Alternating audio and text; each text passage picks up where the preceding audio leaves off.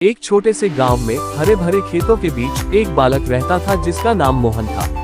मोहन एक ईमानदार और दयालु लड़का था, लेकिन उसके दोस्त रघु का स्वभाव बिल्कुल उल्टा था।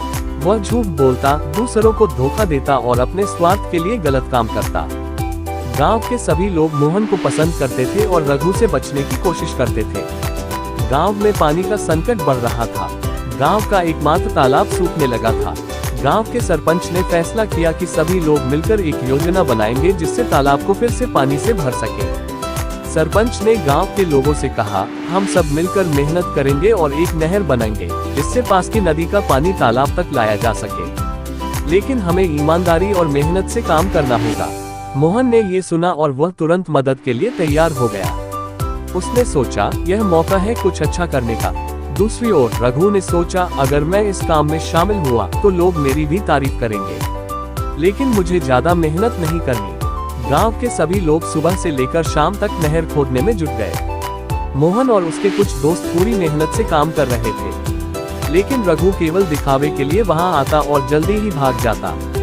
एक दिन सरपंच ने रघु से कहा, रघु, तुम काम में ठीक से हिस्सा नहीं ले रहे हो, ये सबके लिए जरूरी है।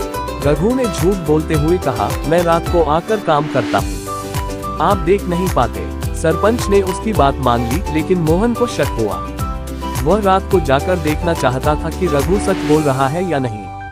मोहन ने रात को जाकर देखा तो पाया कि रघु काम करने के बजाय सो रहा था। उसने सोचा कि यह बात सरपंच को बतानी चाहिए, लेकिन उसने तुरंत कुछ नहीं कहा। अगले दिन मोहन ने रघु को समझाने की कोशिश की, रघु, झूठ बोलना सही नहीं है। अगर तुम मेहनत नहीं करोगे तो इसका असर पूरे गांव पर पड़ेगा। रघु ने उसकी बात को नजरअंदाज कर दिया और अपने झूठ को जारी रखा। कुछ दिनों बाद नहर का काम पूरा हो गया, लेकिन जब नदी का पानी तालाब तक लाने की कोशिश की गई तो पानी नहर के एक हिस्से में रुक गया। सरपंच और गांव के लोग परेशान हो गए। सरपंच ने उस हिस्से की जांच की तो पाया कि वहां की मिट्टी को ठीक से नहीं हटाया गया था। ये वही हिस्सा था जहां रघु ने काम करने का दावा किया था। सरपंच ने रघु से पूछा, क्या तुमने यहाँ काम किया था? रघु ने झूठ बोलते हुए कहा, हाँ, मैंने ही किया था। लेकिन मोहन ने सच्चाई बताई। मोहन ने कहा, रघु ने यहाँ काम नहीं किया, उसने झूठ बोला था, मैंने उसे रात में सोते हुए देखा था। ये सुनकर सरपंच और गांव के लोग बहुत गुस्सा हुए। रघु ने महसूस किया कि उसका झूठ अब नहीं चल सकता। उसने सबके सामने अपनी गलती मानी और माफी मांगी। उसने कहा, मुझे माफ कर दीजिए, मैं वादा करता हूँ कि आपसे ईमानदारी से काम करूँगा। सरपंच ने उसे माफ कर दिया, लेकिन कहा, झूठ बोलने से कभी अच्छा परिणाम नहीं मिलता।